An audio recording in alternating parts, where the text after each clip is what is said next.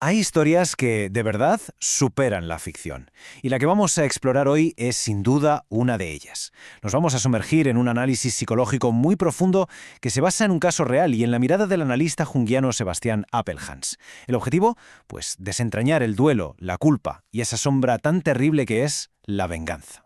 Todo arranca aquí, sobre los cielos de Alemania, un 1 de julio de 2002. Una colisión en pleno vuelo entre dos aviones, uno de pasajeros y otro de carga. Un suceso, catastrófico, que se convirtió en la semilla de una tragedia todavía mayor.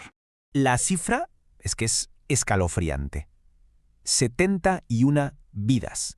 71 vidas se apagaron en un solo instante. Imaginaos el impacto. Familias enteras completamente rotas. Y lo que hace que esta historia te hiere la sangre es que, de esos 71 fallecidos, 45 eran niños. Iban en un viaje de estudios. Toda una generación de un pequeño pueblo desaparecida de golpe. Pero la tragedia, como os decía, no terminó ahí. Ni mucho menos. 2 años más tarde, todo ese dolor, toda esa culpa acumulada tras el accidente, desembocaría en un asesinato a sangre fría. Vale, para entender cómo se puede llegar a ese extremo, tenemos que analizar al primer protagonista. Le llamaremos Roman, un personaje que se basa en la figura real de Vitaly Kaloyev, un arquitecto que en ese accidente lo perdió todo, a su mujer y a sus 2 hijos. Y aquí está la clave de todo esto.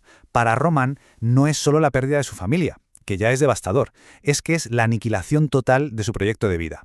Su identidad como padre, como marido, su futuro, su legado, todo, absolutamente todo se desvanece en ese accidente, dejándolo en un vacío existencial. Ya no sabe ni quién es. Para entender esto, la psicología de Jung nos da una herramienta, el concepto de complejo. Pensemos en ello como si fueran pequeñas personalidades autónomas que viven dentro de nuestra psique. Bueno, pues el complejo paterno y familiar de Roman, que era el mismísimo centro de su vida, queda literalmente decapitado. Es una fractura psíquica brutal, catastrófica. Pasemos ahora a analizar el estado en el que se queda Roman, porque lo que siente va muchísimo más allá de una tristeza normal. Su psique, su mente, se queda literalmente congelada. A ver, para Jung, la libido no es solo energía sexual, ni mucho menos. Es la energía psíquica total que tenemos, ¿vale? Las ganas de vivir, de crecer, de crear, de seguir adelante. En un duelo sano, esa energía poco a poco se va retirando de lo que hemos perdido para poder reinvertirla en la vida. Pero en el caso de Roman ocurre algo muy, muy distinto. Fijaos bien en la diferencia, porque es fundamental. En un duelo sano, la libido se retira, los muertos se convierten en buenos recuerdos y la energía vuelve a la vida. La herida cicatriza, pero en la melancolía que sufre Roman, su energía vital se queda atrapada, anclada en el momento del trauma. Para él, el tiempo se ha parado. Su familia no son recuerdos, son fantasmas que le poseen y exigen algo, y su casa, en vez de un hogar, se convierte en un santuario del pasado. Y ahora vamos a girar el foco, porque esta historia es cosa de dos. Nos vamos a la otra figura central de esta tragedia, Jake, el controlador aéreo. Él representa el polo opuesto pero complementario del trauma, el de la culpa. Porque, aunque el accidente fue un fallo del sistema, de la tecnología, de los protocolos, Jake se convierte en el chivo expiatorio arquetípico. Es la figura humana, la cara visible sobre la que toda una empresa, toda una comunidad proyecta la culpa colectiva para poder lavarse las manos y seguir adelante. Él, sin quererlo, carga con la sombra de todos. Y claro, este complejo de culpa, que no se procesa, que no se habla, lo empieza a consumir por dentro. Es como un veneno lento, una autoaniquilación psíquica. Su vida se desmorona por completo. El matrimonio, la relación con su hijo, el trabajo, todo. Intenta escapar. ¿Cómo? Cambiándose de nombre, mudándose. Pero es inútil. Es que no podemos huir de nuestra propia psique. La sombra siempre nos acompaña. Y aquí, como podéis imaginar, es donde estas dos trayectorias de dolor, estas dos espirales descendentes, estaban destinadas a chocar. Para entender este encuentro fatal, tenemos que hablar de uno de los conceptos más potentes de la psicología de Jung. La sombra. ¿Qué es la sombra? Pues en pocas palabras es todo aquello que no queremos ser, todo lo que reprimimos y mandamos al sótano de nuestro inconsciente. Contiene nuestros impulsos más oscuros, sí, pero ojo, también nuestro potencial oculto. El trauma tan brutal de Roman lo que hace es activar esta fuerza arquetípica, una parte de sí mismo destructiva que ni él sabía que existía.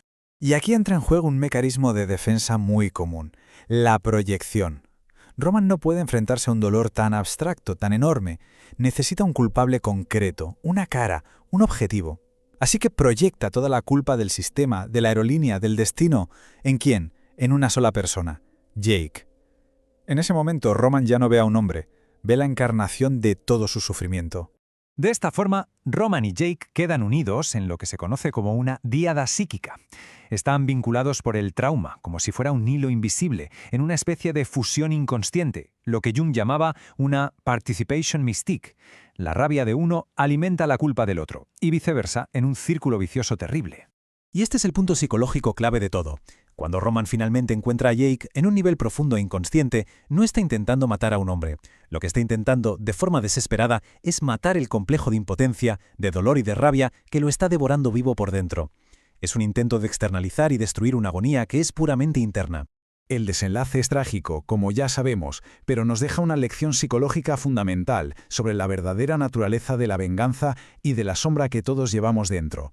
Esta frase la pronunció el verdadero Vitaly Kaloyev años después del asesinato. Es el clímax de todo este análisis. Matarlo no me hizo sentir mejor. Es tremendo. ¿Por qué? ¿Por qué después de llevar a cabo su venganza no encontró la paz? Pues la respuesta desde el punto de vista junguiano es clara, porque destruir la pantalla sobre la que proyectamos nuestra propia oscuridad no elimina la oscuridad. La sombra no estaba en Jake, la sombra siempre estuvo dentro de Roman. El acto externo, por muy violento que fuera, no podía curar la herida interna. La venganza solo le dio una salida al complejo, pero no lo sanó. Y esto nos lleva a una de las ideas más potentes de Jung, que lo resume todo. Mientras no hagas consciente tu inconsciente, este dirigirá tu vida y tú lo llamarás destino. Para Roman, su sombra no integrada, ese dolor no procesado, se manifestó en el mundo real como un acto que él, quizá, sintió que era su destino inevitable. Esta historia, tan extrema, tan dolorosa, al final nos confronta con algo que es universal. Y nos deja con una reflexión inevitable. ¿Qué duelos no elaborados, qué heridas no cerradas pueden estar esperando en algún rincón de nuestra psique, sin encontrar aún su forma de ser llorados? Todo este profundo análisis que hemos compartido se basa en el increíble trabajo del psicólogo y analista junguiano Sebastian Appelhans.